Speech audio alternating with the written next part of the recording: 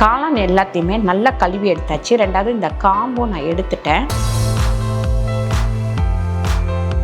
Mutton masala இது எல்லாத்தையும் நல்லா மிக்ஸ் பண்ணிடுவோம்.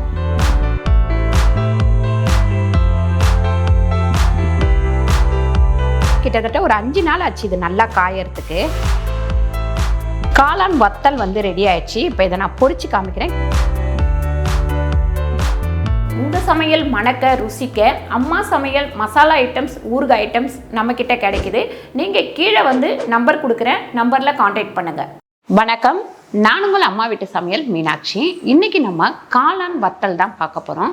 ஆல்ரெடி நம்ம காலிஃப்ளவர் வச்சு வத்தல் பண்ணோம், அது எல்லாருமே நல்லாயிருக்கு அப்படின்னு சொல்லியிருந்தீங்க. இன்றைக்கி வந்து காளானை வச்சு பண்ணிப்போம். பாருங்கள், சில சீசனில் இது வந்து கொஞ்சம் அதிகமாக கிடைக்கும், கொஞ்சம் கம்மி ரேட்டு கிடைக்கும்.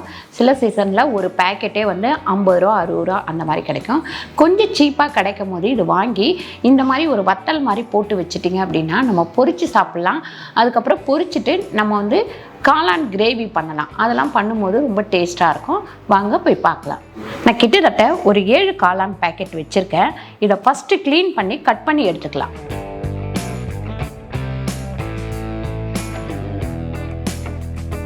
பாருங்கள், க்ளீன் பண்ணும் போதே நீங்கள் இந்த காம்பு வந்து எடுத்துருங்க. காம்பு தேவை கிடையாது. பாருங்கள், காளான் எல்லாத்தையுமே நல்லா கழுவி எடுத்தாச்சு. ரெண்டாவது இந்த காம்பும் நான் எடுத்துட்டேன். எடுத்ததுக்கப்புறம் பார்த்திங்கன்னா இப்படி ரவுண்டாக கட் பண்ணிக்கோங்க.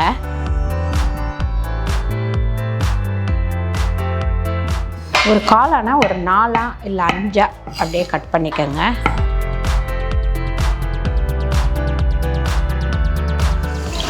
இது வந்து கிட்டத்தட்ட ஒரு 1/2 லிட்டர் தண்ணி.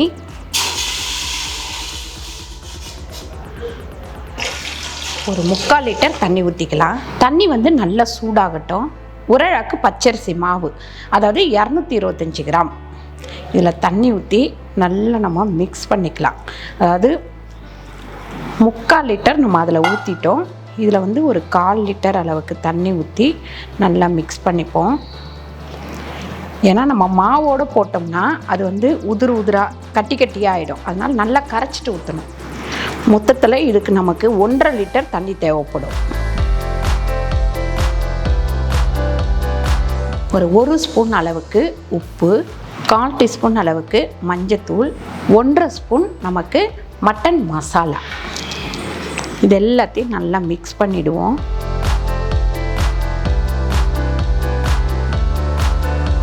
பாருங்கள், ஒரு கட்டி கூட இல்லாமல் இந்த மாதிரி மிக்ஸ் பண்ணியாச்சு.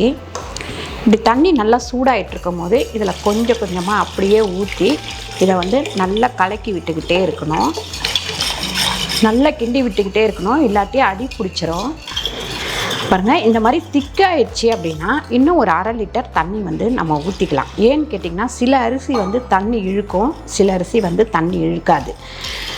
நமக்கு பழைய அரிசியாக இருந்தால் தண்ணி வந்து நல்லா இழுக்கும், புது அரிசியாக இருந்தால் நமக்கு வந்து தண்ணி ரொம்ப இழுக்காது. இது வந்து இந்த அளவுக்கு திக்காக இருக்கணும்.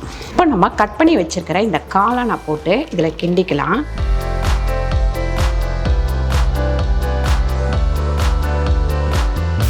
அடுப்பை ஆஃப் பண்ணிவிடுவோம்.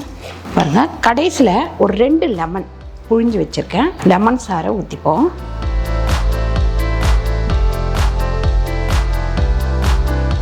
இப்போ இதை கீழே வச்சு நல்லா கிண்டி ஆற விடணும்.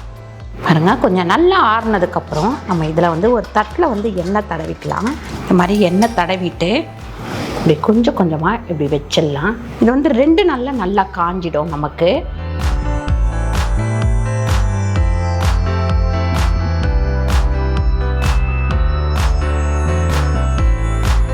பாருங்கள், காளான் வத்தல் வந்து ரெடி ஆயிடுச்சு. இப்போ இதை நான் பொரிச்சு காமிக்கிறேன். கிட்டத்தட்ட ஒரு 5 நாள் ஆச்சு இது நல்லா காயறதுக்கு.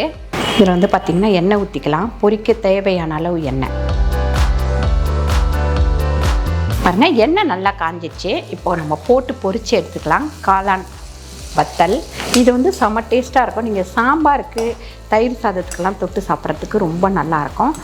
அப்படி இல்லாட்டி நீங்கள் வந்து இப்போ கிரேவி வைக்க போகிறீங்க அப்படின்னா அதில் கூட பொரித்து இதை போட்டுடலாம். காளான் கிரேவி வைக்கிறதுனா இதை பொரித்து போட்டு கூட வைக்கலாம். பாருங்கள், சூப்பரான காளான் வத்தல் வந்து ரெடி ஆயிடுச்சு. இது வந்து டேஸ்ட்டாக இருக்கும். நீங்கள் கண்டிப்பாக ட்ரை பண்ணி பாருங்கள். பாருங்கள், சூப்பரான காளான் வத்தல் நம்ம பொரித்து எடுத்தாச்சு. இதெல்லாம் வந்து நமக்கு சீசன் டைமில், இந்த வெயில் டைமில் இதெல்லாம் வத்தல் போட்டு எடுத்து வச்சுக்கிட்டோம் அப்படின்னா, சில டைம் வந்து காய்கறி விலையெல்லாம் ரொம்ப ரேட் அதிகமாக விற்கும். அந்த டைமு இந்த மாதிரி பொருள் எல்லாத்தையும் வச்சு நம்ம வந்து சமைச்சிக்கலாம். இது எல்லாமே நம்ம ஸ்டோர் பண்ணி வைக்கிறது ரொம்ப ஈஸியான வேலை. எப்படின்னு கேட்டிங்கன்னா, நல்லா காஞ்சதுக்கப்புறம் ஒரு நாள் ஃபுல்லாக நிழலில் இருக்கணும். நிழலில் இருந்ததுக்கப்புறம் அதுக்கப்புறம் நம்ம கவரில் வேணுன்னா போட்டுட்டு பேக் பண்ணி எடுத்து வச்சிடலாம். சரி, உங்களுக்கு கவரில் போடுறது பிடிக்கல அப்படின்னா கண்ணாடி பாட்டில் இருந்ததுன்னா அதில் போட்டு நம்ம சேஃப்டியாக நல்லா காற்று போகாத அளவுக்கு மூடி வைக்கலாம். இதில் என்ன ஒரு விஷயம்னு பார்த்தீங்கன்னா, எல்லா வத்தலுமே நம்ம ஒரு 4 மாதத்துக்கு ஒரு முறை எடுத்து காய வைக்கணும். அந்த மாதிரி காய வச்சுக்கிட்டோம் அப்படின்னாக்கா கிட்டத்தட்ட நமக்கு 1 வருஷம் வரும். கண்டிப்பாக இந்த வீடியோ உங்களுக்கு பிடிச்சிருக்கோன்னு நினைக்கிறேன். இந்த வீடியோ உங்களுக்கு பிடிச்சிருந்தா லைக் பண்ணுங்கள், ஷேர் பண்ணுங்கள், சப்ஸ்கிரைப் பண்ணுங்கள், ஃபேஸ்புக்கில் ஷேர் பண்ணுங்கள், மறக்காமல் கமெண்ட் பண்ணுங்கள். நன்றி, வணக்கம்.